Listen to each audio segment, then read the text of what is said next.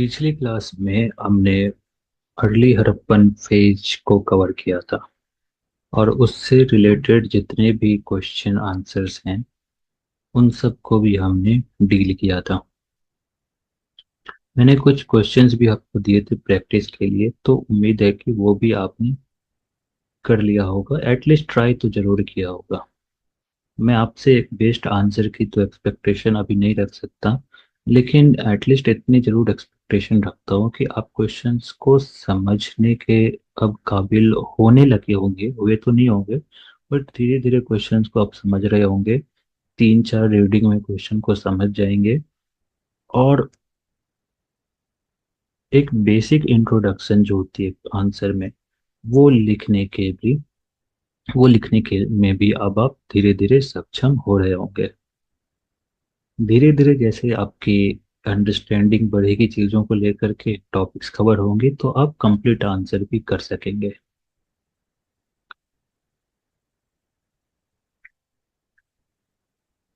आज की वीडियो में हम लोग मेच्योर हड़प्पन फेज को कवर करेंगे।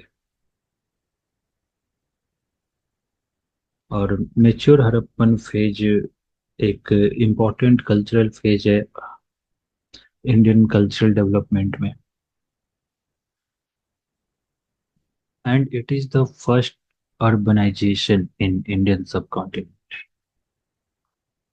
It is the first urbanization.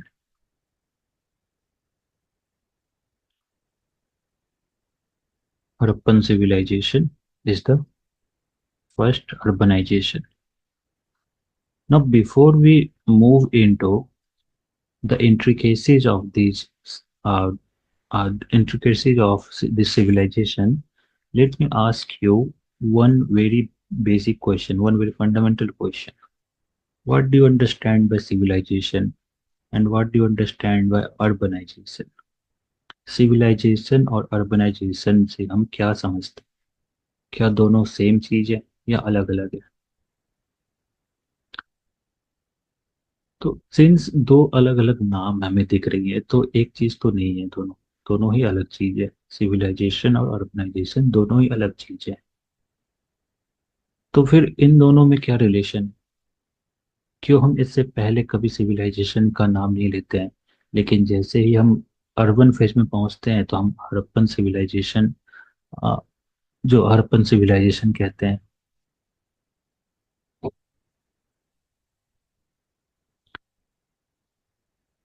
So there is one very simple relation that civilization will, see the definition is, if a material culture,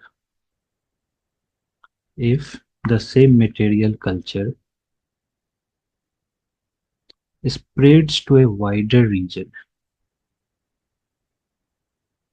spreads to a wider region and has more adaptability, more acceptability among wider audience, then it takes the shape of a civilization.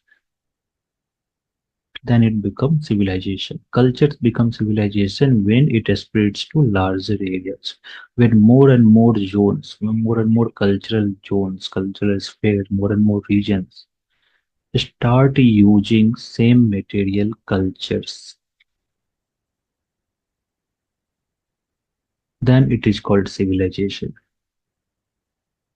And urbanization is one of the important aspect of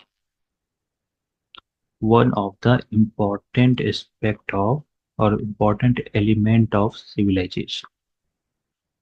civilisation की एक बहुत ही important element है urbanization. That means we can say that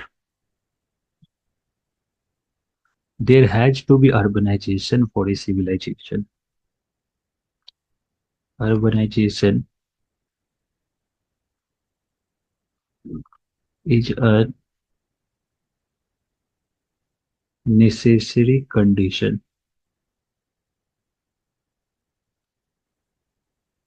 for civilization. Civilization के लिए urbanisation का होना जरूरी है, नेसेसरी कंडीशन है।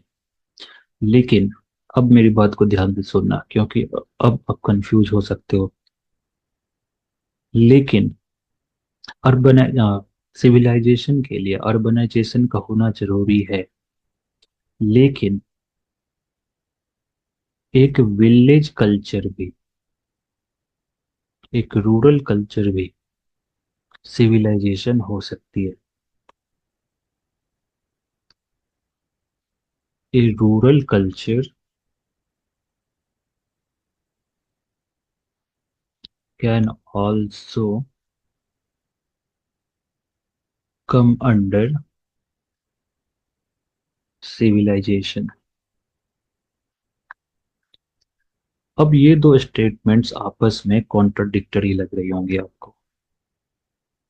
पहली स्टेटमेंट में मैंने कहा कि सिविलाइजेशन के लिए अर्बनाइजेशन का होना जरूरी है, यानी कि अर्बन सेंटर के बिना सिविलाइजेशन नहीं हो सकती। और दूसरी स्टेटमेंट में मैं कह रहा हूँ कि एक रूरल कल्चर भी, एक गांव की कल्चर भी सिविलाइजेशन हो सकती है। So how can both these statements be true?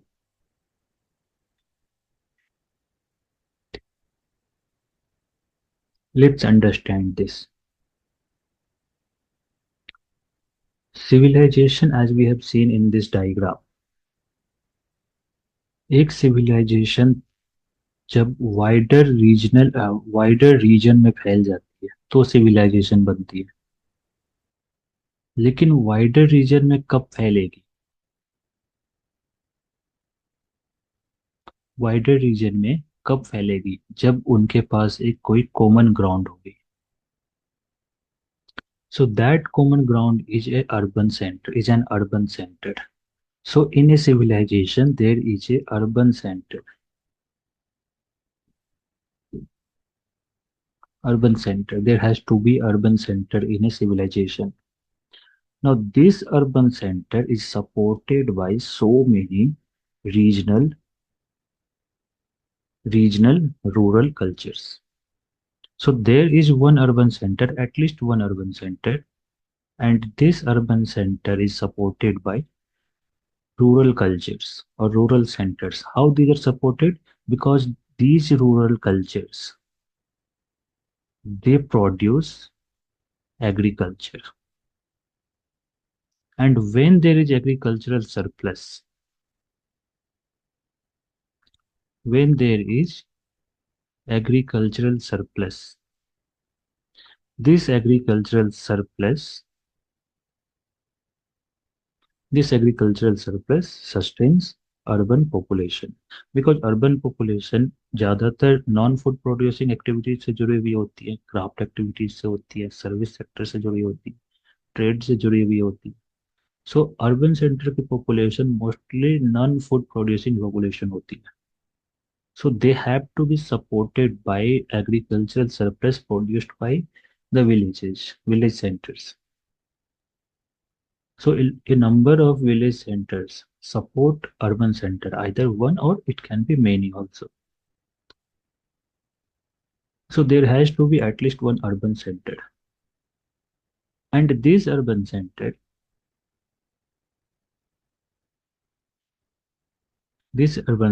which is generally more advanced, more developed, offers many opportunities to the villages or the village population. Economic opportunities or many opportunities in some other forms. Like it can be acted as a administrative headquarters of a entire civilization. So many official works are done in this urban center. So in one or many other ways, both the rural and urban centers, they sustain each other. And in this way, these cultures, urban as well as rural, they come in a symbiotic relationship with each other, and together they form a civilization. Now understand this. Urbanization is a necessary condition for civilization. Do we find urban center here as a necessary condition? Yes, urban center forms the core of a civilization, and a rural culture can also come under civilization. So yes, we can see very clearly that there are rural cultures which are also part of the civilization. So civilization is a wider term, wider connotation than urbanization, and urbanization is an element of civilization. So I hope this distinction is clear now. Now let's move to other part. How do we identify which site is urban site or which center is urban center? How do we identify the process of urbanization? Urbanization को हम कैसे समझते हैं, कैसे identify करेंगे, कैसे हम distinction ये बनाते हैं कि एक ये साइट रूरल साइट है और दूसरी साइट अर्बन साइट है, शहरी इलाके हैं, या शहर है और दूसरी गांव है। आप में से कई लोगों ने गांव भी देखा होगा, शहर भी देखा होगा, और कई सारे ऐसे भी लोग हैं जो गांव जिन्होंने गांव नहीं देखा है। तो हो सकता है कि वो उन्होंने फिल्मों में भी जरूर देखा ही होगा गांव को। तो क्या गांव के फिजिकल अपीयरेंस को देख करके आप बता पाएंगे कि एक कोई जगह गांव वाली एरिया है और एक पर्टिकुलर जगह शहर वाले एरिया है? तो डेफिनेटली उनके फिजिकल अपीयरेंस से भी हम बता सकते हैं। फिजिकल अपीयरेंस का मतलब है कि हाउस स्ट्रक्चर और बेसिक इंफ्रास्ट्रक्चर को देख के, जैसे रोड्स हैं या बिल्डिंग्स है, पब्लिक बिल्डिंग्स हैं। दूसरी डिस्टिंक्शन हम इस से भी लगा सकते हैं कि गांव जब भी हम जाते हैं तो वहाँ पे जो पॉपुलेशन, वो जनरली एग्रीकल्चरल पॉपुलेशन होती है, मोस्टली एग्रीकल्चरल पॉपुलेशन होती है। लेकिन शहर में एग्रीकल्चरल पॉपुलेशन ना के बराबर है, ऑलमोस्ट नेग्लिजेंट है। So that means we have certain criteria on the basis of which we identify a particular place is rural or particular area is urban. To make this distinction more clear, Gordon Child has identified 10 characteristics of an urban center. We do not have to read, learn all these 10 characteristics. Most of the characteristics are self-enforcing. You will automatically understand when I write it down for you. And two, three characteristics are, according to Gordon Child, what Gordon Child prescribed. So three or four characteristics are convergent. That means दो तीन characteristics ऐसे हैं जो repetitive लगते हैं।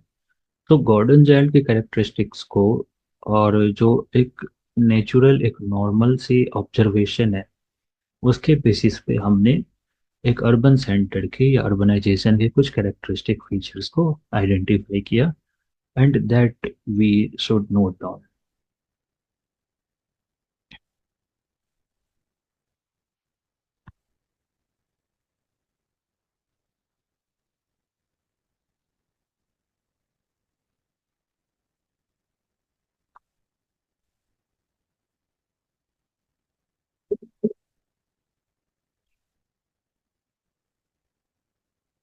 Characteristics of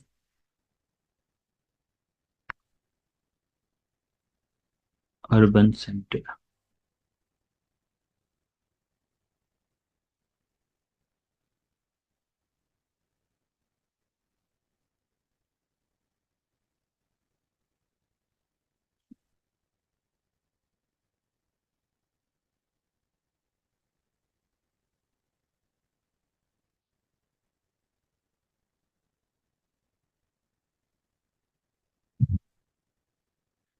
तो first characteristic is size of settlement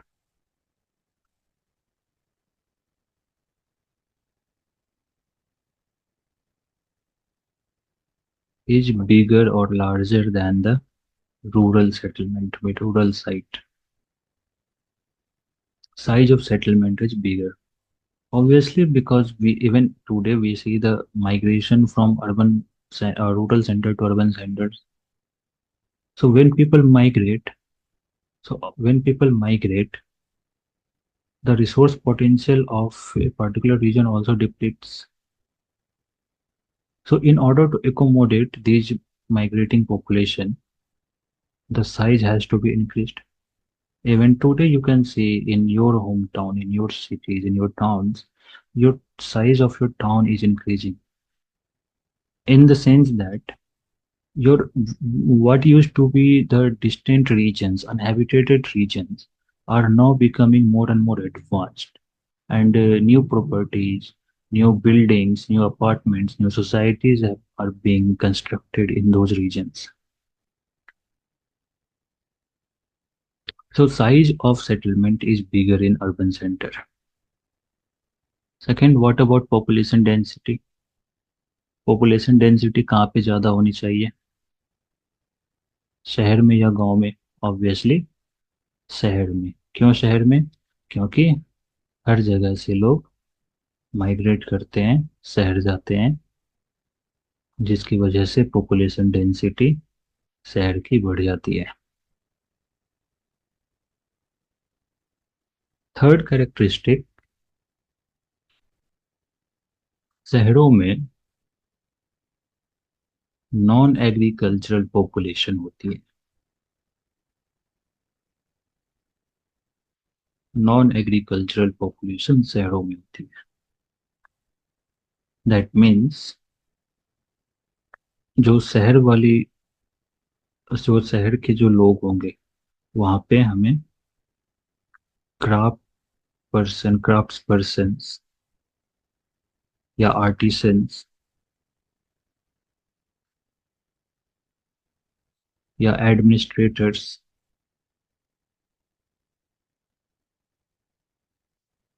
या traders, इनकी पॉपुलेशन ज़्यादा देखने को मिलती है। सर्विस सेक्टर के लोगों में एम्प्लॉयड लोगों की पॉपुलेशन शहर में ज़्यादा देखने को मिलती है। वहीं गांव में हमें एग्रीकल्चरल पॉपुलेशन ज़्यादा देखने को मिलती है। Another characteristic is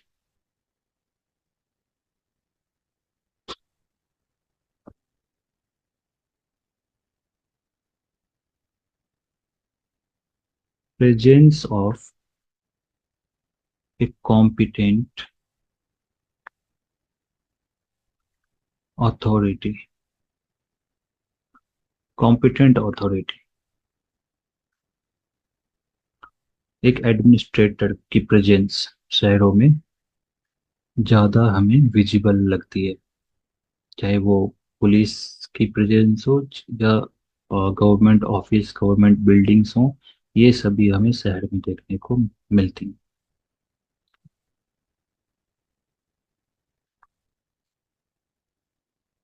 Another characteristic of an urban center is,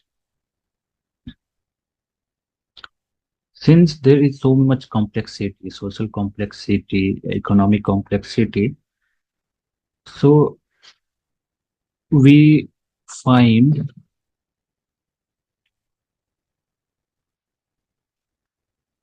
use of writing is more visible in urban population, or we can say that more number of literate population in comparison to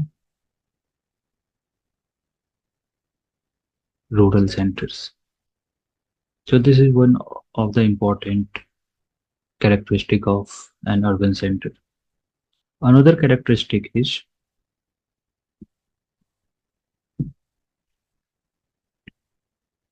monumental buildings. Monumental building,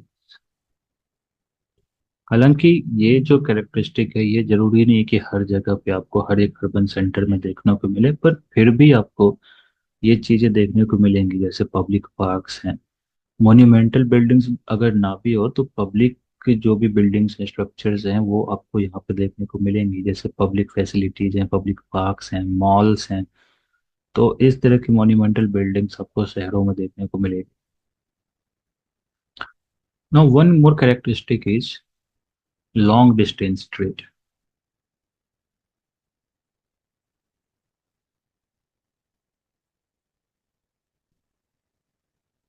Long distance trade. And one more characteristic,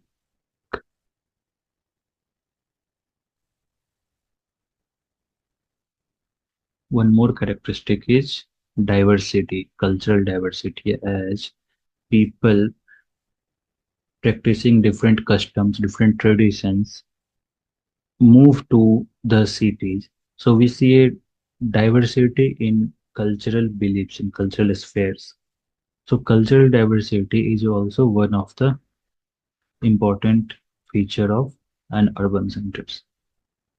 So we have identified eight characteristics of urban centers. तो ये points clear है आप लोग को?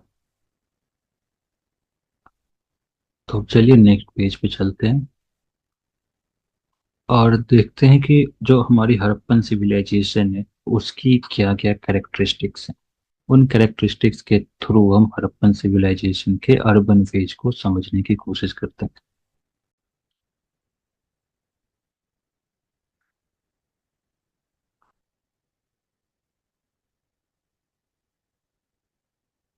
तो give the heading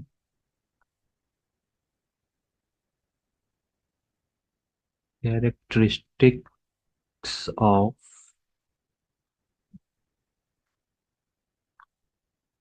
the Harappan civilisation.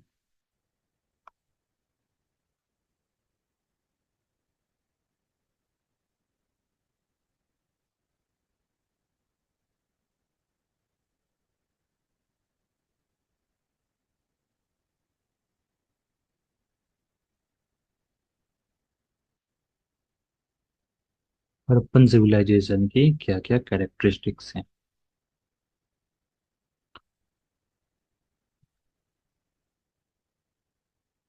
So first characteristic is it is an urban civilization.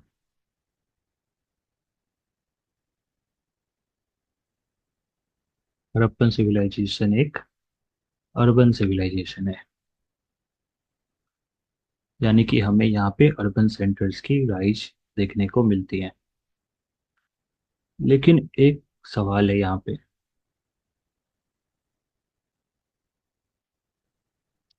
क्या जितने भी हड़प्पन साइट्स डिस्कवर हुए हैं क्या वो सभी अर्बन सेंटर्स हैं? Answer is no. Not all the not all the urban sites are urban centers. So this is what you write. Note.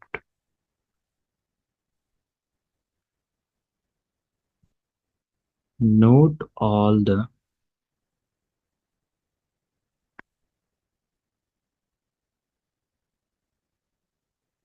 urban sites were urban centers.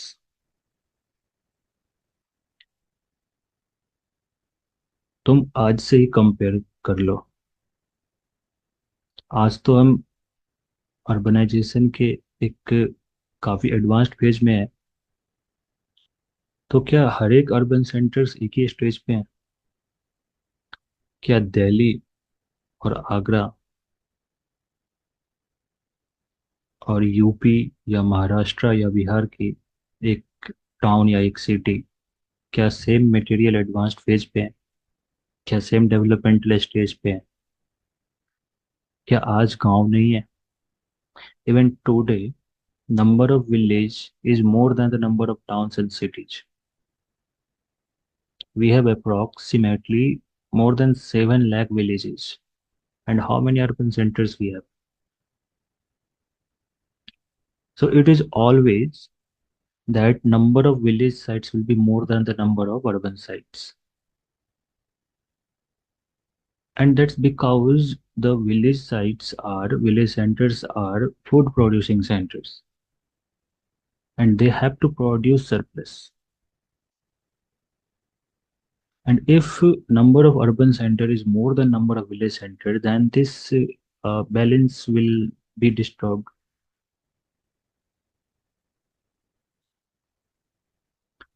So it is always that number of rural centers will always be more than number of towns and cities.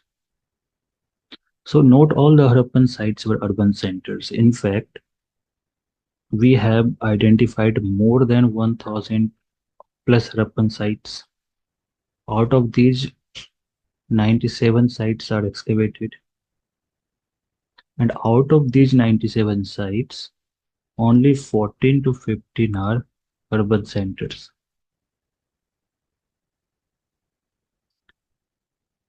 Rest are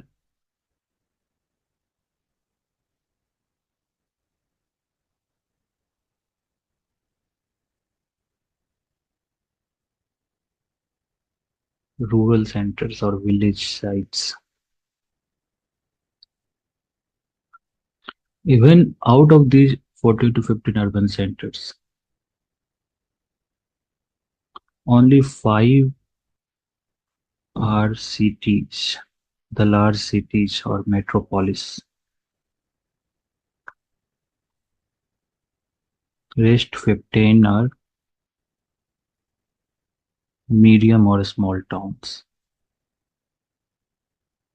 What are these 5 metropolis? We have Harappa,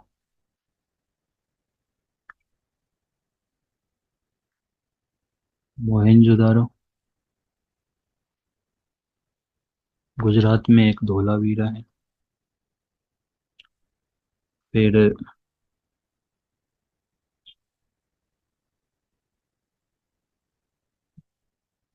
टोलिस्तान में गनवेरी वाला और राखी गढ़ी. तो these were the metropolis. बाकी जो भी हम देखते हैं इम्पोर्टेंट टाउन्स में, जैसे कालीबंगान है या लोथल, बनावली और जो एक रोजरी और जितने भी लगभग सारे जो भी टाउन्स हैं वो सभी टाउन्स हैं. So only 5 are metropolis or cities, large cities. Rest are towns, middle towns or smaller towns. Then we have a number of village sites.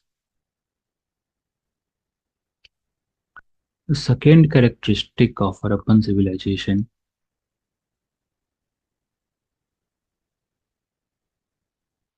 Harappan civilization की दूसरी कैरेक्टरिस्टिक है कि यह एक ब्रॉन्ज एज सिविलाइजेशन है. ब्रॉन्ज एज सिविलाइजेशन यानी कि यह एक ऐसी सभ्यता है, एक ऐसी सिविलाइजेशन है जो ब्रॉन्ज यूज कर रही है.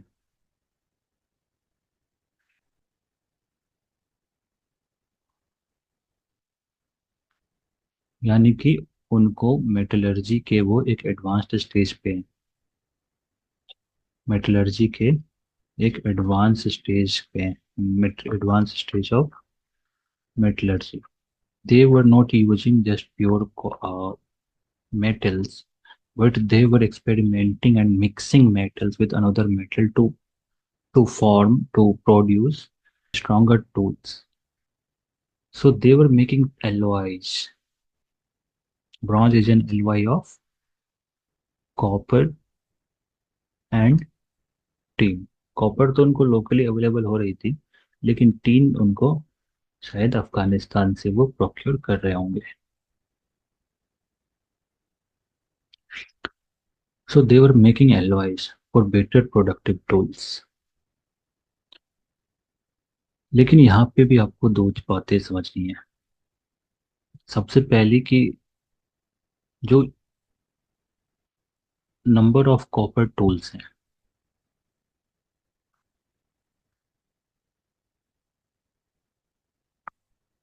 were far, far more numerous in quantity than bronze tools. Harappans were not using bronze tools extensively, unlike the Mesopotamian counterparts. Harappans were using copper tools in much larger quantity, but their preference of copper should not be considered as technological backwardness. Rather, it was cultural preference. Copper की cultural value काफी ज्यादा है bronze से। Even today आज भी हमारे घरों में कॉपर के यूटेंसिल्स होते हैं, कॉपर के बर्तनों में को हम रिचुअल्स में या रिलीजियस एक्टिविटीज में यूज करते हैं। तो अगर हड़प्पन कॉपर के टूल्स, कॉपर के इम्प्लीमेंट्स, कॉपर के यूटेंसिल्स से ज़्यादा यूज कर रहे थे, तो ये उनकी बैकवर्डनेस, टेक्नोलॉजिकल बैकवर्डनेस को शो नहीं करती है, बल्कि उनके कॉपर के प्रति जो प्रेफरेंस है, कॉपर की प्रेफरेंस है, उसको रिप्रेजेंट करती है।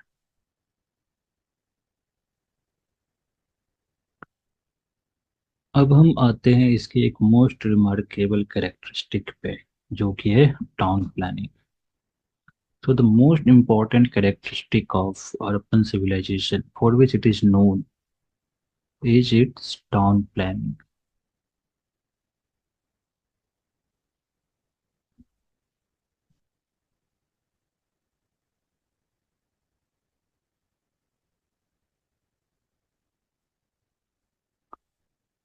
टाउन प्लानिंग एक सबसे महत्वपूर्ण फीचर है अर्बन टाउन प्लानिंग, क्योंकि ये जो टाउन प्लानिंग, एक प्लान्ड टाउन यहाँ पे बसाई गई थी, unlike the towns of Mesopotamia and Egypt.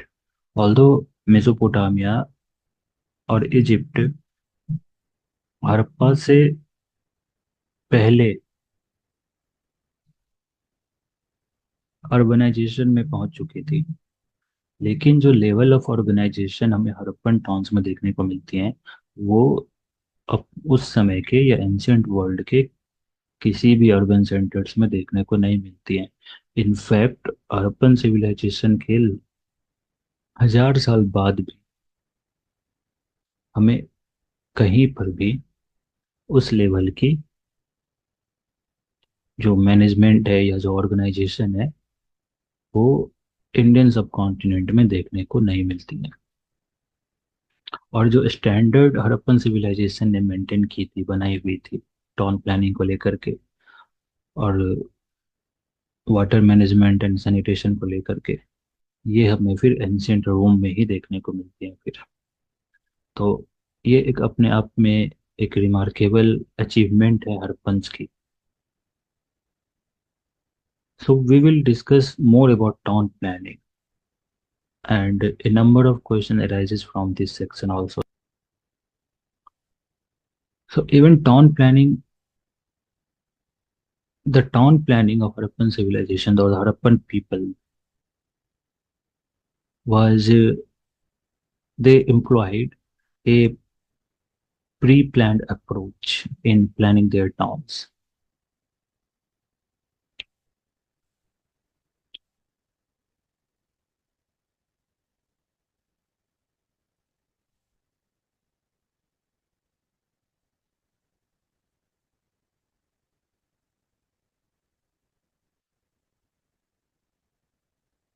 इसको जैसे जैसे मैं लिख रहा हूँ वैसे ही आपको भी नोट डाउन करनी है। ये रोमन में नंबर 1, प्री प्लानिंग अप्रोच। कई सारे एस्पेक्ट्स बनेंगे टाउन प्लानिंग के।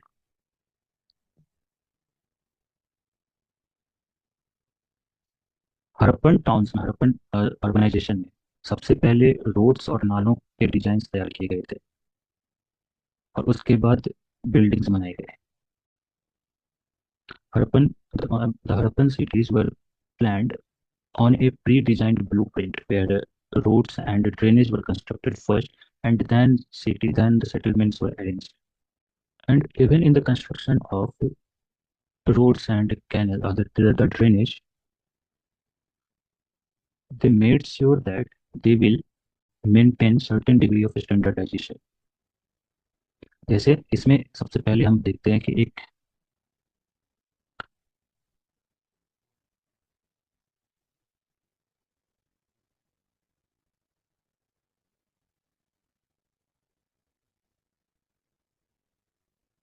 Grid based street layout. Grid based street layout इस चीज को समझते हैं डायग्राम से।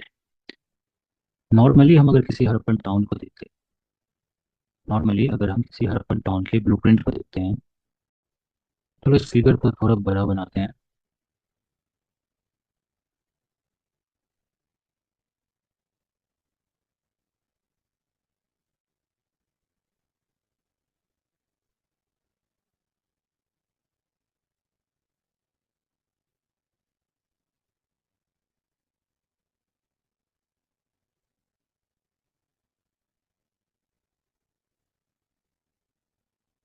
So this is the entire Harappan town. In the middle of it,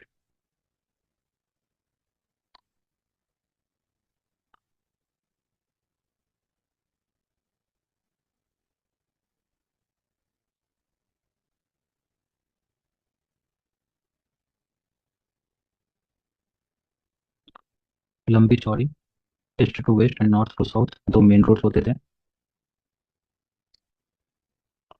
in main roads के पैरेलल में सेकेंडरी रोड्स होते थे या गलियां होती थी।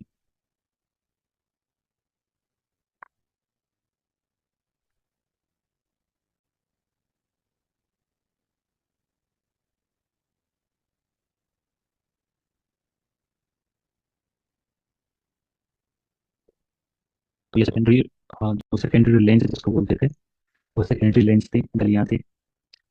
अब ये जो गलियां हैं, अब जैसे आप यहाँ से जा रहे हो, ठीक है, इधर गए, तो आपको अब आपको यहाँ पे इस गली में एंटर कर गए। इस गली में जब एंटर करोगे तो यहाँ से आपको एक थर्ड लेन नजर आएगी। यहाँ पे आपको थर्ड लेन नजर आएगी।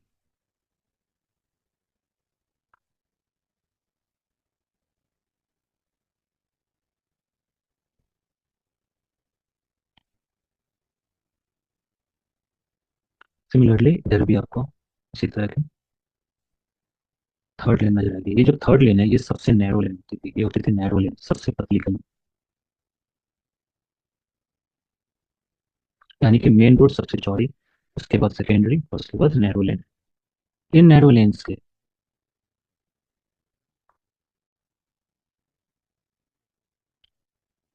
हाउस स्ट्रक्चर्स हमें यहाँ पे देखने को मिलेंगे।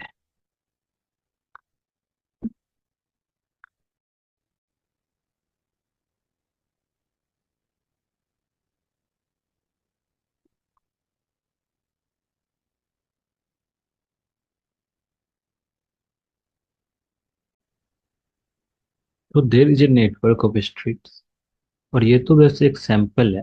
तो इस तरह के कई सारे गलियां, कई सारे रोड्स होते थे। मेन रोड तो एक ही होगी, नॉर्थ से साउथ और ईस्ट टू वेस्ट, जो सड़क को, जो मेन सिटी को दो चार इक्वल क्वार्टर्स में डिवाइड करती थी।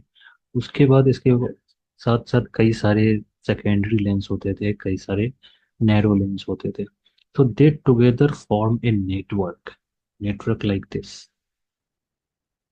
They almost, as you can see, they almost intersect each other at 90 degree, and they form a grid-like pattern. So this is a grid. They form a grid-like pattern. And this grid-like pattern facilitated easy movement of people.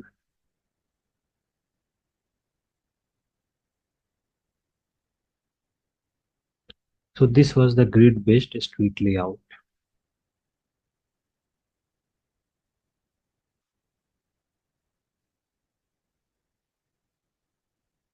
Also, ये जो आप देख रहे हैं main road, right, main road की approx width जो होती थी वो 9 मीटर से लेकर के 9.75 मीटर तक की होती थी विड्थ। फिर ये जो सेकेंडरी रोड्स, तो सेकेंडरी लेन्स, इनकी विड्थ होती थी 3 मीटर से लेकर के 4 मीटर तक की। और जो नैरो लेन्स होती थी, इनकी विड्थ होती थी 1.5 से लेकर के 1.8 मीटर की एवरेज विड्थ होती थी। So now if we take this width, this 1.539, do you find something special about this width? The secondary lane was almost twice the narrow lane, and the main road was almost thrice the secondary lane. That means the width of road were in proportion.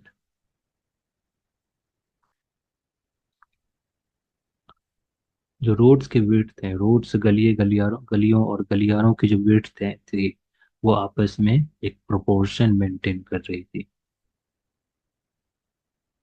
So this proportion was because of the meticulous planning and town design, and the better use of decimal system and the binary system, and development of mathematics can be inferred from town planning also.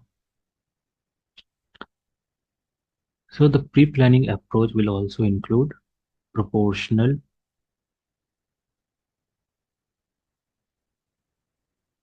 lanes.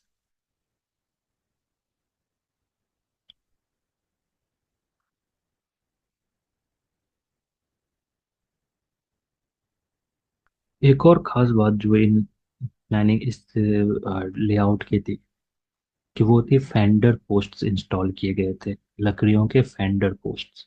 Fender post किसी किसी गलियों में, कहीं कहीं गलियों के आगे लकड़ियों की एक स्ट्रक्चर बनाई गई थी, एक pillar like rod like structure. ये आपने देखा होगा सड़कों पर, इस तरह के स्ट्रक्चर्स। या कहीं आप देखेंगे वीएलसी डिजाइन की कोई, वीएलसी डिजाइन में भी आपने कहीं देखा होगा इसको, सड़कों पे। तो ये इसको कहते हैं फेंडर पोस्ट्स। फेंडर पोस्ट का काम है ट्रैफिक को रेगुलेट करना। तो जो इम्पोर्टेंट गलियां थी, या जहाँ पे एक्सीडेंट के चांसेस थे, तो वहाँ पे फेंडर पोस्ट्स भी इंस्टॉल किए जाते थे। और ये फेंडर पोस्ट से वुड के, सो wooden fender posts were installed.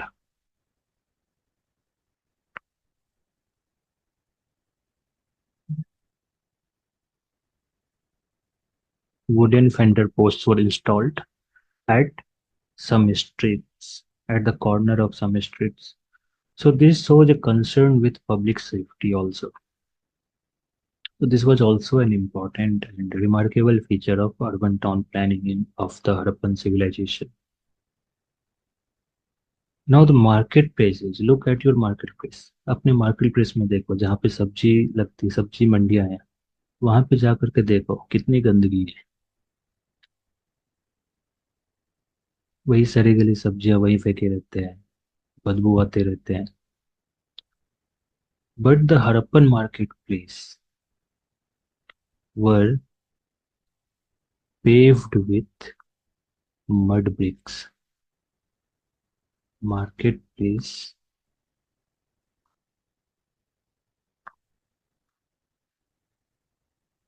paved with mud bricks। इससे फायदा क्या हो गया, कि अब इसको इजीली, इसकी सफाई की जा सकती थी। These marketplaces can be easily cleaned, so uh, they put a special focus on the cleanliness and sanitation also, as we will see in the drainage system also.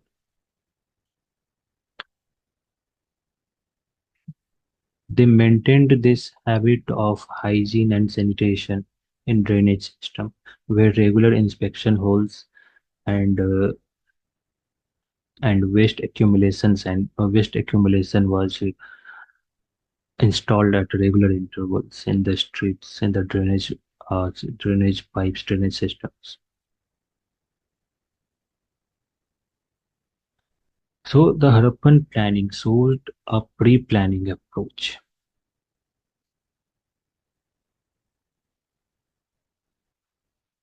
ये हो गई नंबर वन। अब नंबर टू लिखो Roman में।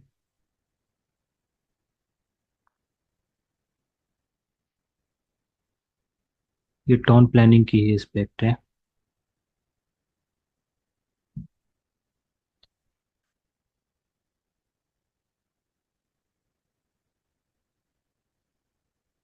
Stratified settlement. Stratified settlement. Stratified मतलब layer में, tier wise. तो इसको टीयर्ड सेटलमेंट भी लिख सकते हो।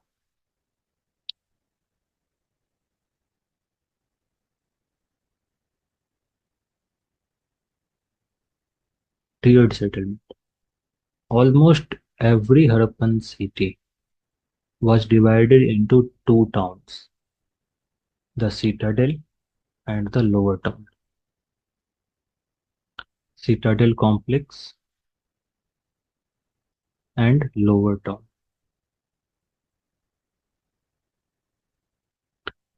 ये जो सिटाडेल कॉम्प्लेक्स है, इसको आर्टिफिशियली मड ब्रिक प्लेटफॉर्म पे, आर्टिफिशियली ब्रिक प्लेटफॉर्म पे इसको बनाई गई थी ताकि ये लोअर टाउन से ऊंची लगे। That's why it is called lower town.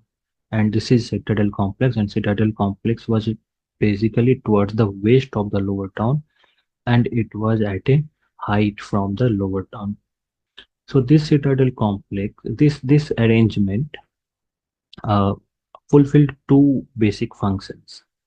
पहली फंक्शन की, अगर किसी भी तरह की फ्लड वाली सिचुएशन आती है तो इम्पोर्टेंट पब्लिक फैसिलिटीज जो सिटाडेल कॉम्प्लेक्स में बनाई जाती थी, जैसे हम आगे देखेंगे पब्लिक बाथ है या ग्रेट ग्रैंडरीज हैं, तो important public monuments, public structures will be saved from floods। और दूसरी, ये जो हाई प्लेटफॉर्म पे बनी थी, तो इससे क्या फायदा हो गया कि जो यहाँ पे अगर कोई ड्रेनेज सिस्टम है, क्योंकि उस समय में कोई मशीन या पंप तो होती नहीं थी, so gravity was used for the drainage. So because of this high rise platform, they could easily drain out waste materials। दोनों ही सिटाडेल कॉम्प्लेक्स और लोअर टाउन दोनों ही फोर्टिफाइड होते थे, यानी कि एक प्रोटेक्टिव वॉल से ये दोनों घिरे हुए होते थे। और Citadel basically accommodated elite class, maybe religious people or the rich merchants or the administrators। और लोअर टाउन में कॉमन पीपल रहते थे, जैसे क्राफ्ट्समैन या आर्टिसंस या पीजेंट्स, ये सभी लोअर टाउन्स में रहते थे।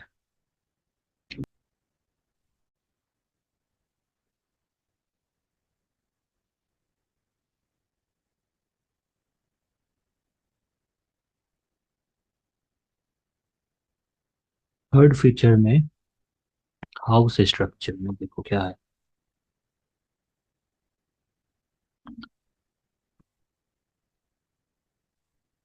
जो घर बने हुए थे,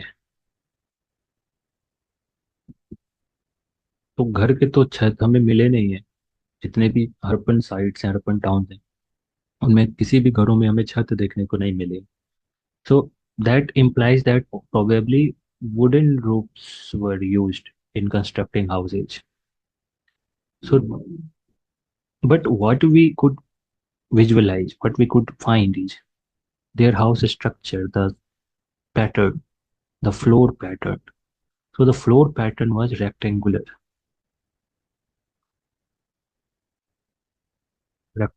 floor structure or floor, or rectangular floor structure.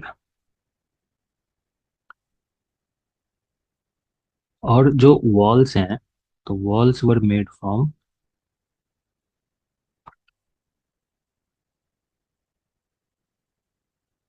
made of baked bricks, जो पके हुए ईंट थे, आग में पके हुए ईंटों से जो स्ट्रक्चर्स थे, जो घर की दीवारें थी, वो ईंटों से बनी हुई थी, पके हुए ईंटों से।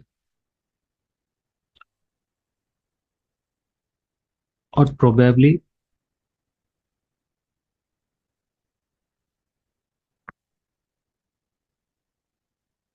रूप्स वर वुडन,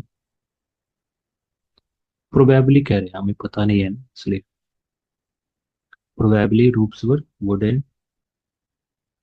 और एक जो इसमें खास बात है कि जो हमने घर देखे थे, नैरो लेन के अंदर आते हैं, तो नैरो लेन से यहाँ से सटे हुए हमें हाउस स्ट्रक्चर देखने को मिलते हैं। तो नैरो लेन से पहले हमें क्या है, एक सेकेंडरी लेन थी। तो जितने भी घर हैं, उनकी जो डोर है वो नैरो लेन की तरफ खुलती थी, सेकेंडरी लेन या मेन रोड की तरफ नहीं खुलते थे। So that gives them a sense of privacy also. And also जो घर की जो साइड जो सेकेंडरी लेन्स की से सटी हुई थी, तो वहाँ पे एक लार्ज वॉल्स थी, बड़ी दीवार थी, घर की जो बैकयार्ड की दीवार थी, वो सेकेंडरी लेन से सटी हुई थी। मतलब कि अगर यहाँ से कोई ट्रैफिक या कोई पर जा रहा है, मूव कर रहा है, तो वो इधर नहीं देख सकता, उसको कोई विजुअल नहीं दिखेगी। So that gives the Harappans a sense of privacy also, and Harappans were concerned about their privacy. So this feature you can also include.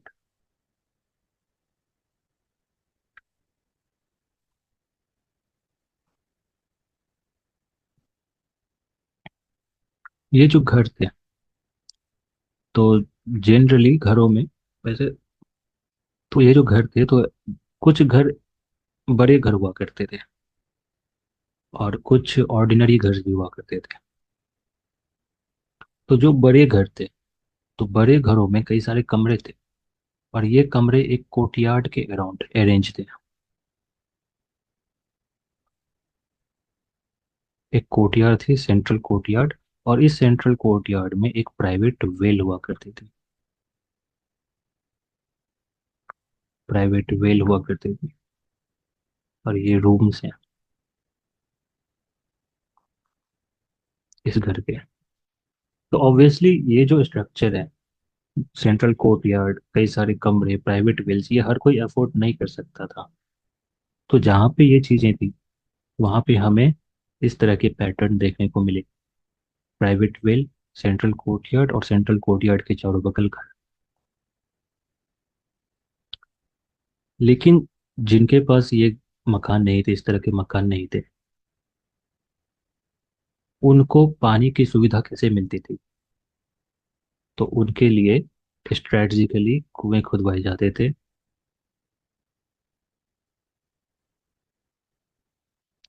और उन कुएं की लोकेशन ऐसी होती थी कि वो अपने नेबरहुड में जितने भी मकान है, जितने भी घर हैं, उनके पानी की रिक्वायरमेंट को फुलफिल कर सके। तो wells were constructed at strategic locations in order to fulfil the water requirement of the neighbourhood. जैसे कि अगर ये घर है, तो इस घर के अराउंड, इस ये जो चार घर हैं, तो कुछ घर के आसपास में कुएं खुदाए जाते थे,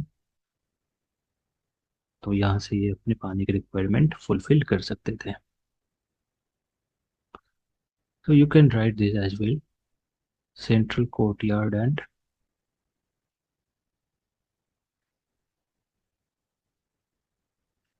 private wells.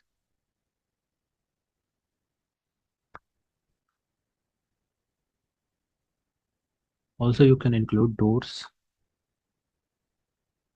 opened towards narrow lane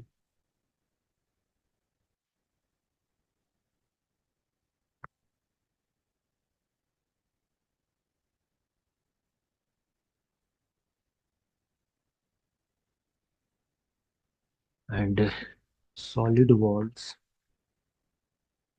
along the streets and main road. So this was the house structure. House structure was rectangular floor arrangement and the walls were made of baked bricks. Probably roofs were wooden because we could not find any roof at any of the house of the Harappan site at any Harappan site. Then wherever there was the central courtyard, the houses were arranged around the central courtyard and there was a private well in the central courtyard.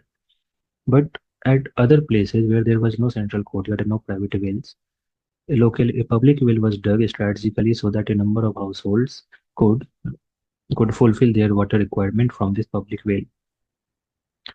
Harappans had this strange sense of this privacy also because when we look at their uh, construction of houses, there was a solid, strong wall facing the main road or the streets, and their main doors opened towards narrow lane. And a person from main road or the nearby street could not see through these walls into their courtyards. So their privacy was also taken care of. So this was the house structure of Harappan people. Now there is one more characteristic, the advanced zoning system in town plan. So number four is advanced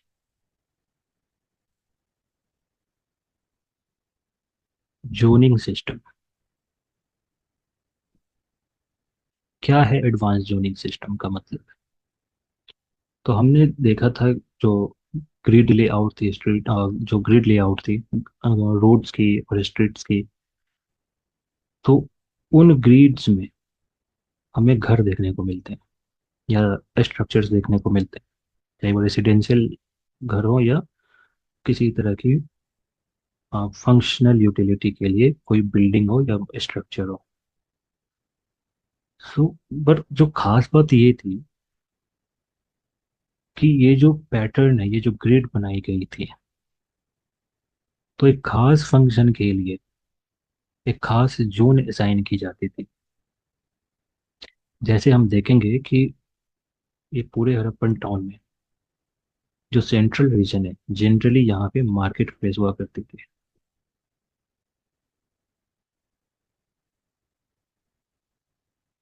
towards the corner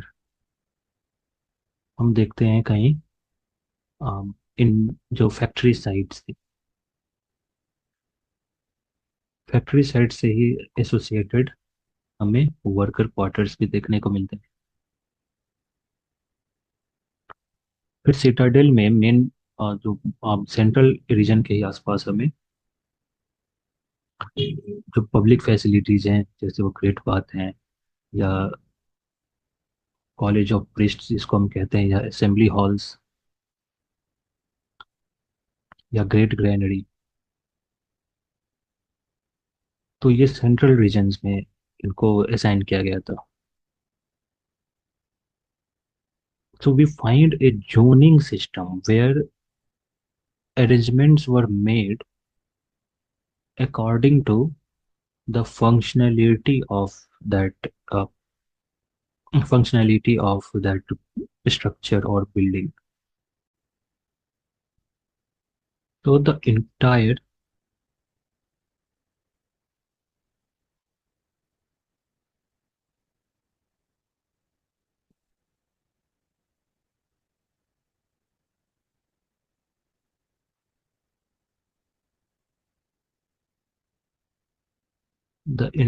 settlement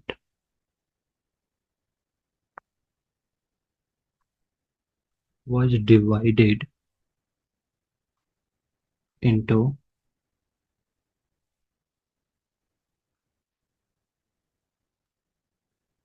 several quarters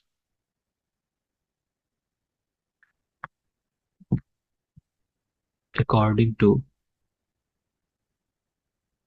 functionality. Functionality या utility के basis पे पूरी settlements को कुछ quarters में divide की गई थी and special quarter was allotted to special kind of activity. तो सबसे पहले हम बात करते हैं रेसिडेंशियल एरिया की. रेसिडेंशियल जोन कह लूँ उसको. तो रेसिडेंशियल जोन में हम एक सोशल हायरार्की देखते हैं. सोशल सोशल हायरार्की का मतलब है कि जो एक प्रॉस्पेरस सेक्शन ऑफ सोसाइटी रही होगी उनको एक बड़ी स्पेस, बड़ी रीजन, बड़ी एरिया असाइन की गई थी and they had this multiple rooms and basic provisions of drainage and water. But what is remarkable that even not so prosperous sections of society, which had smaller rooms and no private wells, they had also this basic provision of sanitation, drainage. Even the smaller huts or the modest, very modest structures, even these modest structures, archaeological evidences had shown that these smaller structures had this basic facility of water and sanitation. So, in while planning the city, the planners had adopted an egalitarian approach, and this egalitarian approach is not visible in any other ancient cities of this time of Harappan contemporary cities and towns. So, residential area was allocated depending on the social hierarchy and status of the individual, but it was taken care that even the smaller settlements or the smallest settlement will have the basic amenities of water and sanitation. So in residential zone, we can write that egalitarian approach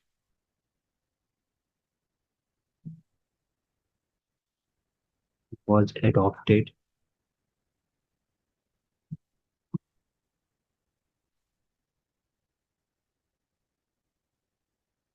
and basic and provisions of basic amenities or basic facilities such as water and sanitation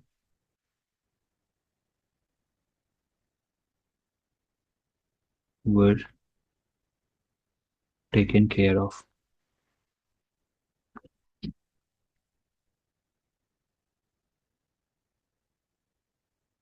तो जिसके पास बड़े घर हैं, जिनके पास ज़्यादा कमरे हैं, वो तो प्राइवेट वेल्स थी और सैनिटेशन की व्यवस्था थी. लेकिन जहाँ पे छोटे घर थे, जैसे आर्टिसन क्वार्टर्स दिखते हैं या वर्कर क्वार्टर्स दिखते हैं, तो उनके पास भी ये बेसिक फैसिलिटीज थी. हालांकि उनके घर छोटे थे, कमरे छोटे थे, लेकिन बेसिक फैसिलिटीज उनको भी थी. इवन वर्कर क्वार्टर से भी छोटे कुछ घर हैं, छोटे कमरे हैं, लेकिन ये बेसिक फैसिलिटीज उन छोटे घरों में भी थी. तो एक इगलिटारियन अप्रोच थी प्लानिंग में, हरप्पन प्लानिंग में, and this egalitarian approach makes the Harappan civilization और Harappan town planning distinct and super advanced of its time. Other than residential areas, we have special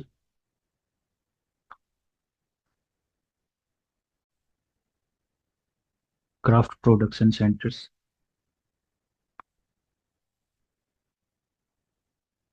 जिनको आज आप स्पेशल इकोनॉमिक जोन्स के रूप में देखते हैं. तो स्पेशल क्राफ्ट प्रोडक्शन सेंटर्स थे, यानी कि एक एरिया डिजाइन की गई जहाँ पे सिर्फ क्राफ्ट एक्टिविटीज होंगे। वहीं चान्होदारो एक क्राफ्ट सिटी थी। लोथल भी एक क्राफ्ट सिटी थी, बट लोथल में ट्रेड भी होती थी क्योंकि वो पोर्ट सिटी थी। तो चान्होदारो में ये क्राफ्ट सिटी थी और कई तरह के क्राफ्ट एक्टिविटीज यहाँ पे होते थे। जनरली हड़प्पन साइट में, हर एक हड़प्पन साइट्स पे हर तरह की क्राफ्ट एक्टिविटीज नहीं होती थी, और कुछ साइट्स एक खास क्राफ्ट एक्टिविटी के लिए फेमस थी। लेकिन चान्होदारो में काफी सारे क्राफ्ट एक्टिविटीज होते थे इस शहर में। और क्योंकि कई सारे क्राफ्ट एक्टिविटीज होते थे, तो depending on what type of craft is there, what type of activity is there, the city was divided accordingly. So let's say if someone is working in metal, they will be assigned this location, and someone working with stone will be assigned a particular location. Someone working with wood will be assigned this location. Someone working with beads or seals will be assigned a particular location. So depending on the crafts, a city was divided. Particularly, Chanhudaro was divided according to craft activities, and Chanhudaro was an important craft city of Harappan civilization. So not only the city was divided into quarters on the basis of functionality, but even on the basis of what type of craft is practicing, what type of occupation is being practiced, the quarters were assigned accordingly. So so we see the special craft production centers, and we already have seen the marketplaces were assigned the central location. Marketplaces were assigned the central location so that it will be connected to buyers and producers. And even in marketplaces we see a series of homes like this. So series of homes, a series of shops were also organized at marketplaces, so that there is no crowding in of spaces, and there is enough space there, so that there is no hustling and any sort of mishappening there. So Harappan town planning employed this advanced zoning system. In fact, today in many of the today's town, we lack this advanced zoning system, and many of the features that were the characteristic of Harappan civilization or the Harappan town planning. So there is a lot for today's administrators, today planners to learn from the Harappan civilization. In our today's city, we face a number of problems: floods, urban जो heat island है। तो एक नई नई तरह की problems हमें देखने को मिलती हैं। लेकिन जब हम हड़प्पन टाउन प्लानिंग को पढ़ते हैं, तो हम देखते हैं कि उन्होंने किस तरह से जो एडेप्ट किया सिचुएशंस को, एक मतलब कि एक इस तरह से डिजाइन किया सिटी को, इस तरह से ऑर्गेनाइज किया सिटीज को, टाउन्स को, कि उनको ना ट्रैफिक की दिक्कत आई कभी। हाँ, वो अलग बात है कि पॉपुलेशन कितनी थी इस बारे में चर्चा की विषय है। आज की जितनी पॉपुलेशन तो डेफिनेटली नहीं होगी, फिर भी अपने हिसाब से, अपने तरीके से उन्होंने इस चीज़ का ध्यान रखा कि उनको कभी क्राउडिंग में दिक्कत ना हो, ट्रैफिक मूवमेंट में दिक्कत ना हो, एयर सर्कुलेशन में दिक्कत ना हो। आज सबसे बड़ी दिक्कत जो बड़े बड़े टाउन्स की है, वो एयर सर्कुलेशन की दिक्कत है। और जो बड़े बड़े टाउन हैं वो अर्बन हीट आइलैंड्स की तरह कन्वर्ट होते जा रहे हैं।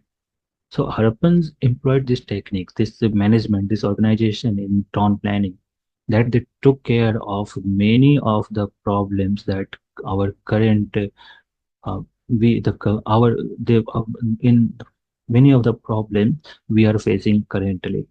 So modern administrator, modern rulers, modern planners can learn a lot from the Harappan town plans. So this was the advanced zoning system.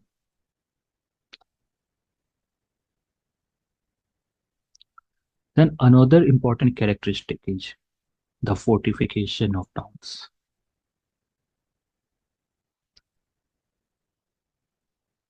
Fifth,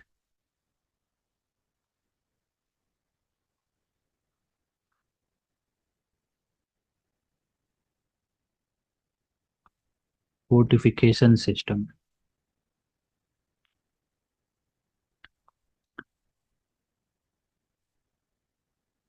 हमने देखा था कि जो सिटाडेल कॉम्प्लेक्स है और जो लोअर टाउन्स हैं, तो सिटाडेल कॉम्प्लेक्स और लोअर टाउन्स दोनों को ही एक फोर्टिफाइड जो एक प्रोटेक्टिव वॉल से फोर्टिफाइड की गई थी। कई सारे रीजंस हो सकते हैं, पर कोई भी रीजन हम असर्टेन नहीं कर सकते हैं, obviously because lack of evidence and multi interpretation of the available evidences. But what is visible is there is a fortification wall around the settlements, and these fortifications wall were reinforced from time to time. समय समय पे इनको दुरुस्त किया जाता था। जैसे अब इस इन प्रोटेक्टिव वॉल्स में भी ग्रेजुअल इवोल्यूशन देखते हैं। पहले के जो शुरुआती अर्ली हड़प्पन फेज में जो ये वॉल्स थे, तो ये मड ब्रिक के बने हुए थे। बाद में इनको कभी पत्थरों से, कहीं कोई अगर जगह टूट गई तो पत्थरों से रीइंफोर्स किया गया। कहीं जो बाद में ईंटें बनने लगी थी, पके हुए ईंटें, उन पके हुए ईंटों से इसको बनाया गया था। तो समय समय पे इनको री किया जाता था। तो protective walls which were re from time to time that you can add. पर इतनी ही बात नहीं थी।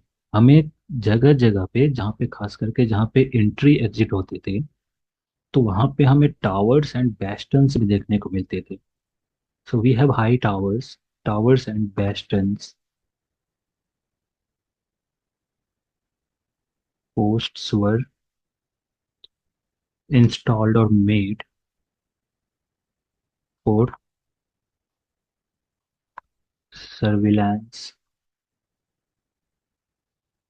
तो सर्विलांस के लिए, निगरानी के लिए, और किसी तरह की अनऑथराइज्ड एक्सेस को, एंट्री को या इन्वेजन को रोकने के लिए टावर्स और बेस्टन पोस्ट वहां लगाए जाते थे। बेस्टन पोस्ट का टावर तो आपने देखा ही कहीं, टावर आपने देखा ही होगा कहीं ना कहीं, जहाँ पे एक लंबी स्ट्रक्चर होती थी और यहाँ पे सिक्योरिटी के लिए कोई, यहाँ पे एक सोल्जर को या किसी को, गार्ड को रखा जाता था। तो टावर से बेस्टन का मतलब सेम चीज है, सेम तरह की चीज होती है बेस्टन भी। So towers and bastion posts were installed for surveillance and checking unauthorized entry or possible invasion.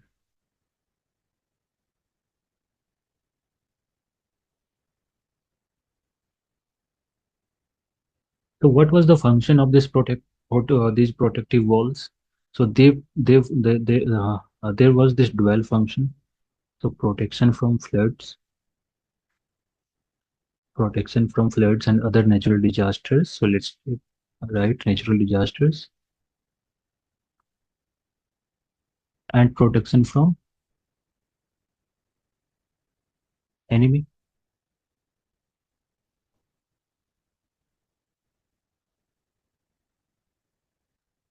protection from enemy invasion. So this fortification, the protective wall, served this dual function.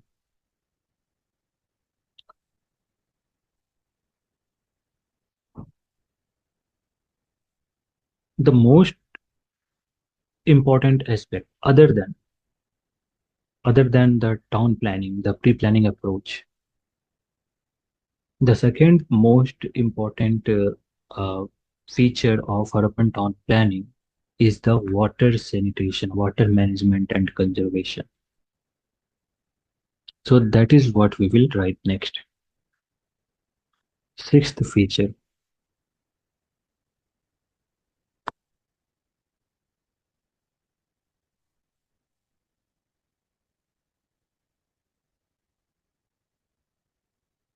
water management and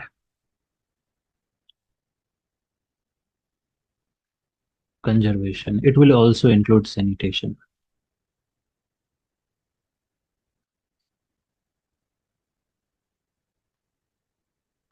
So water management. तो water management को हम अगर analyse करेंगे तो इसमें हमें तीन चीज़ देखने को मिलती है। सबसे पहले तो वाटर हम कैसे मिल रही है हमें वाटर, ठीक है, यानी कि प्रोक्योरमेंट और सप्लाई, प्रोक्योरमेंट ऑफ वाटर और सप्लाई। दूसरी है इसको स्टोर करने की चीज, स्टोरेज। और तीसरी है जब वाटर यूज हो जाती है तो उसको फिर ड्रेन आउट कैसे किया जाता है। तो third part will be drainage. तो इन वाटर मैनेजमेंट, और ध्यान देना ये क्वेश्चन पूछी गई है, एग्जैक्टली सेम क्वेश्चन पूछी गई है। कमेंट ऑन द और डिस्कस और explain the water management and conservation system of Harappans. तो वाटर मैनेजमेंट के तीन कंपोनेंट हम देख सकते हैं। एक तो वाटर सप्लाई या प्रोक्योरमेंट, वाटर वो कैसे ले रहे हैं, कैसे कैसे वो यूज कर रहे हैं। दूसरी वाटर को स्टोर करने की, और तीसरी ड्रेनेज की। स्टोर करना इंपॉर्टेंट हो जाता है क्योंकि जो हड़प्पन साइट्स हैं, तो हड़प्पन साइट्स हमने देखा कि नॉर्थ वेस्टर्न रीजन्स में बसे हुए हैं। And north western regions are semi arid, plus the ground water is saline. So this was also the question asked in UPSC Civil Services examination in optional paper, that most of the Harappan settlement, why the most of the Harappan settlements why the most of the Harappan sites were settled at in semi-arid condition with saline groundwater.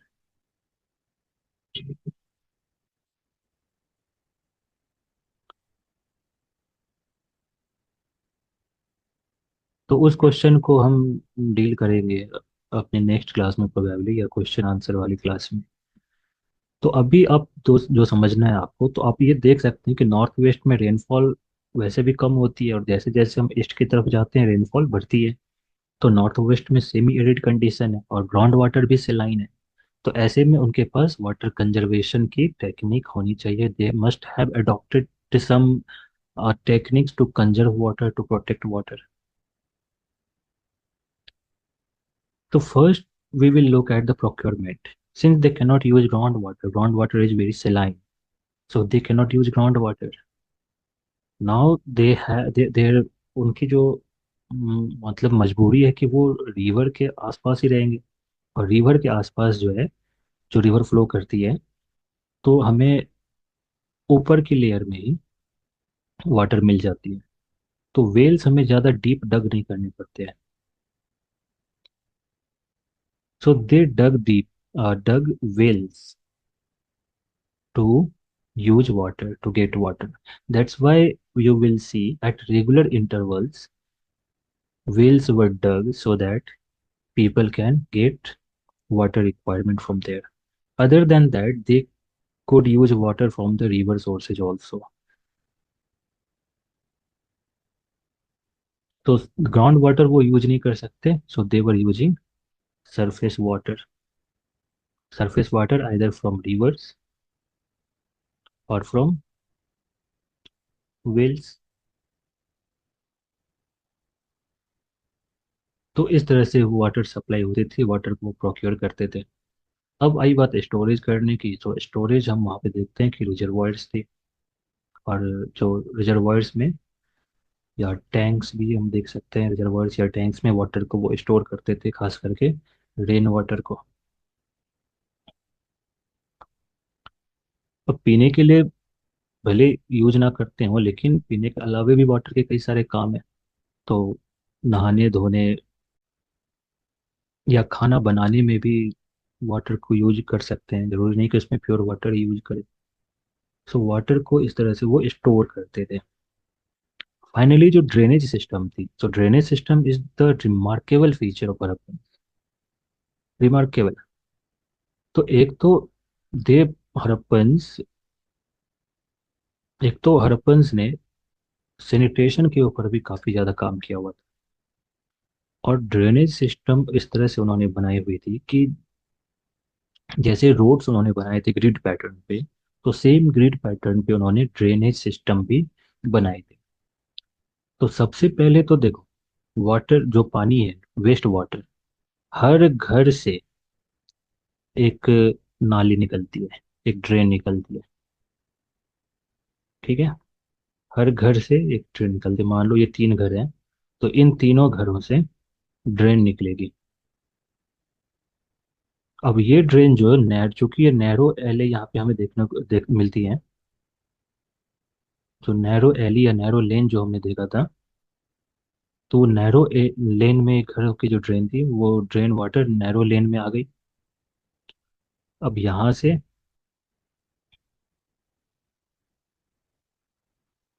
अब यहाँ से निकल करके ये चली जाएंगे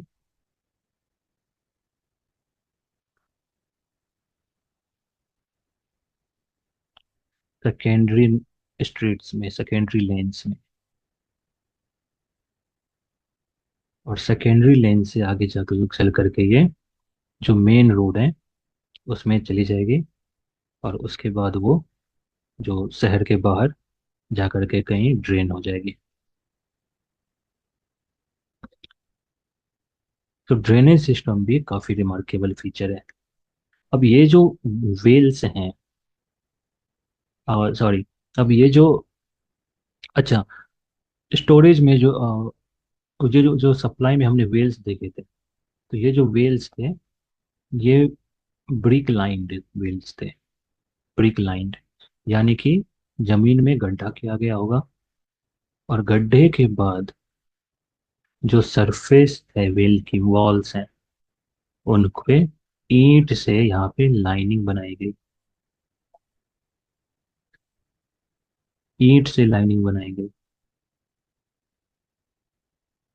और उसके बाद जगह जगह पे इनको प्लास्टर किया गया, या तो जिप्सम से या फिर लाइमस्टोन से प्लास्टर किया गया था। अब ब्रिक से, अब ये जो well plastered and brick lined wells थे, तो इससे फायदा क्या हो गया कि यहाँ जो वाटर रहेगी, इसमें किसी तरह की कंटामिनेशन नहीं होगी, सॉइल या मड यहाँ पे मड फॉर्मेशन नहीं होगी। और यहाँ पे एक उतरने के लिए या चढ़ने के लिए कुछ रिंग्स टाइप से बनाए गए थे, तो जिनकी मदद से समय समय पर इन वेल्स की सफाई भी हो सकती थी। अब ड्रेनेज सिस्टम में जो हम देख रहे थे, तो हर घर से एक ड्रेन निकल रही है जो नैरो लेन में इंटर करती है। नैरो लेन से वो जो ड्रेन वाटर है, वो फिर सेकेंडरी लेन में जाती है, और सेकेंडरी लेन से वो मेन रोड की जो ड्रेनेज है उसमें मिल जाती है। और उसके बाद वो शहर से फ्लो करती है। अब चूंकि उस समय पे जो पंप है या मशीन है उस समय तो होती नहीं थी, तो ग्रेविटी को यूज किया गया था हाउस स्ट्रक्चर में। तो एक स्लोप में चीजें बनी, ये जो ड्रेनेज थी एक स्लोप में बनी हुई थी, और इस स्लोप की मदद से वाटर फ्लो करती थी। दूसरी बात जो खास बात है इस ड्रेनेज की, तो मान लो ये ड्रेन है, ये रोड है, ठीक है।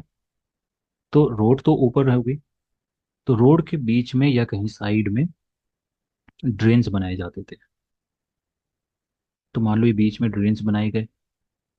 अब ये जो इसकी जो पेवमेंट होगी, जो सर बिलो सर बॉटम होगी इस ड्रेन की, वो ब्रिक्स से इनको पेव किया जाता था। ब्रिक पेव्ड, देवर ब्रिक पेव्ड।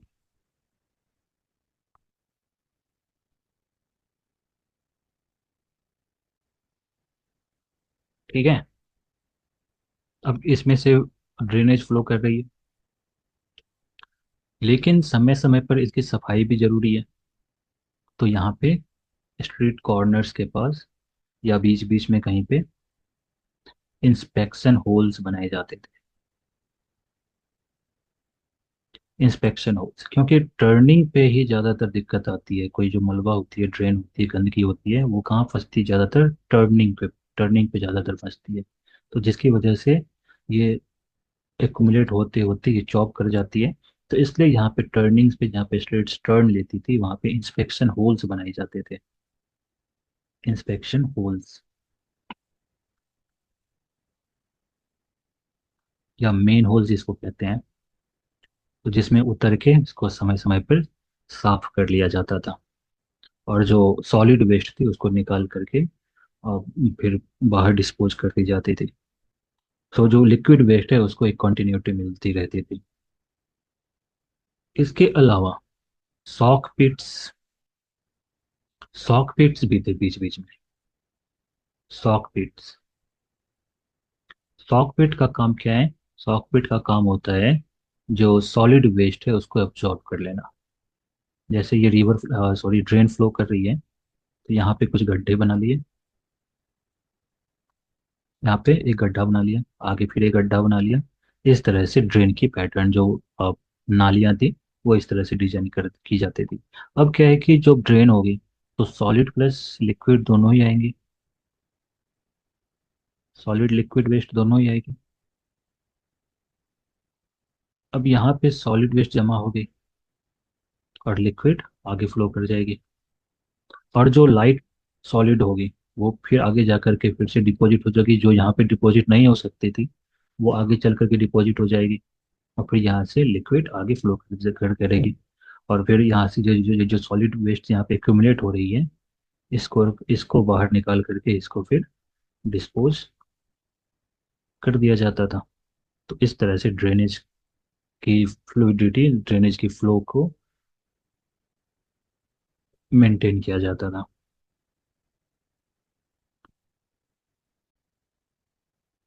और ये जो ड्रेनेज है ये ओपन नहीं होती थी, ये कवर्ड होती थी। कवर्ड ड्रेनेज यानी कि कोई स्टोन स्लैब या ब्रिक स्लैब से ऊपर इसको ढक दी जाती थी,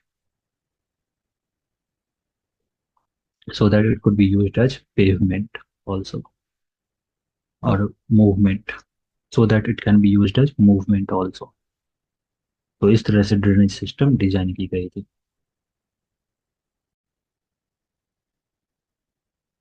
तो ये हो गई हमारी water management and drainage system, water management and conservation system of Harappan civilization. इन पे क्वेश्चंस करेंगे तो ये चीज़ें ज़्यादा हमारी और क्लियर होंगी, और क्वेश्चन के थ्रू फिर हम इन चीज़ों को समझेंगे। तो वहाँ पे फिर हमारी जो भी अगर थोड़ी बहुत भी दिक्कत है या अभी जिसको समझ में नहीं आई है, तो वो तो वैसे भी हम मुझसे पूछ ही सकते हैं। लेकिन क्वेश्चन जब करेंगे इस बारे में तो वहाँ पे मैं फिर से मैप के थ्रू, डायग्राम के थ्रू चीज़ों को मैं समझाऊंगा ही। और क्वेश्चन के साथ हम समझेंगे तो मेरा ये मानना है कि हमें ज़्यादा समझ में आती है क्वेश्चंस के साथ समझने में ही। So moving on to our next feature of Harappan civilization. And remember, this is we are discussing about town planning only. So here town planning is over now, and the next feature of Harappan civilization, that is fourth feature,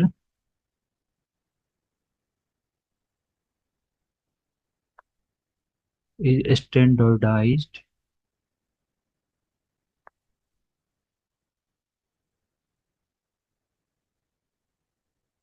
weights and measures।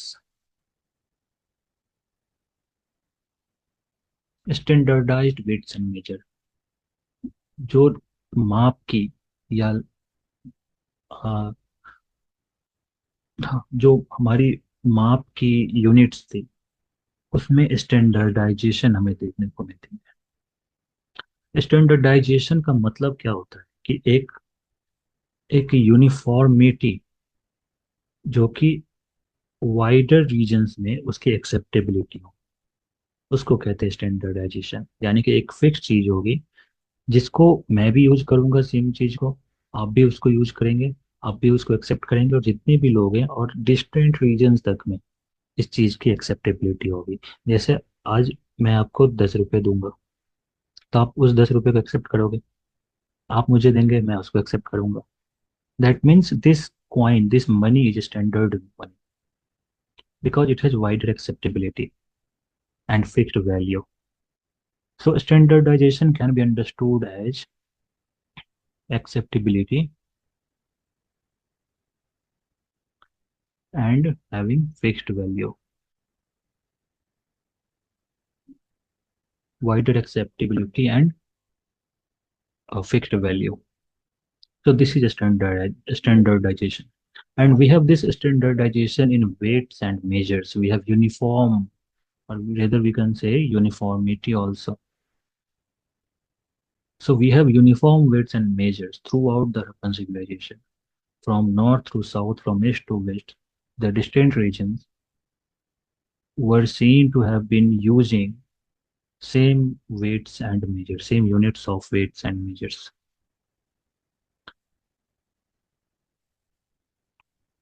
और जो weights and measures की खास बात है, तो इसमें जो smaller units होंगे,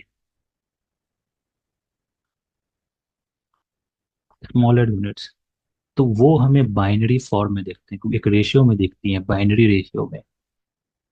यानी कि जो यूनिट है वो 1 यूनिट की है, 2 यूनिट की है, 4 यूनिट की है, 8 यूनिट की है, 16 यूनिट की है, 32 यूनिट की है, 64 यूनिट की है।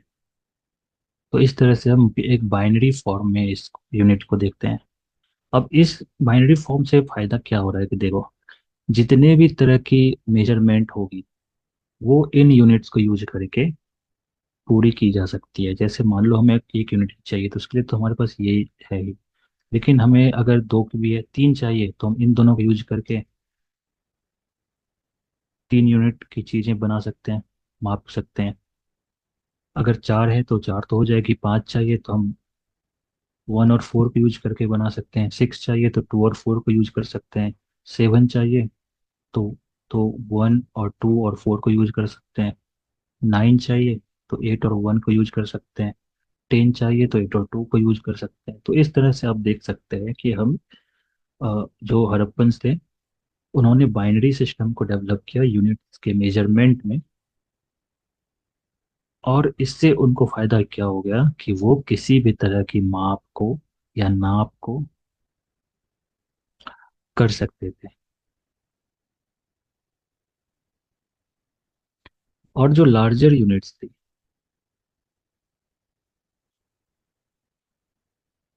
उसमें हम डेसिमल सिस्टम की वर्किंग देखते हैं। यानी कि लार्जर यूनिट्स, अगर लंबी इकाई हो या लंबी यूनिट्स हो, लंबी डिस्टेंस हो, या ज़्यादा वेट वाली या मास वाली चीज़ें होंगी, तो उसके लिए हम डेसिमल सिस्टम देखते हैं हड़प्पन सिविलाइजेशन में। सो डेसिमल सिस्टम में हम 160, 200, 320, 640, इस तरह से हम इसमें डेसिमल सिस्टम में के रेशियो में लार्जर यूनिट्स के लार्जर मेजरमेंट, लार्जर यूनिट्स में डेसिमल सिस्टम की रेशियो देखते हैं, और स्मॉलर यूनिट्स में बाइनरी सिस्टम की रेशियो देखते हैं। और दिस और ये जो स्टैंडर्डाइजेशन है, this must have helped in trade, और अदर से economic integration of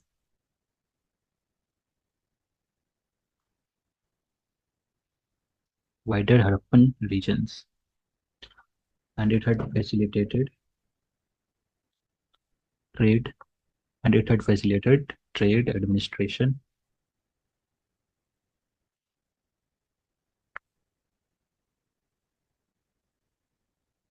as well as architecture.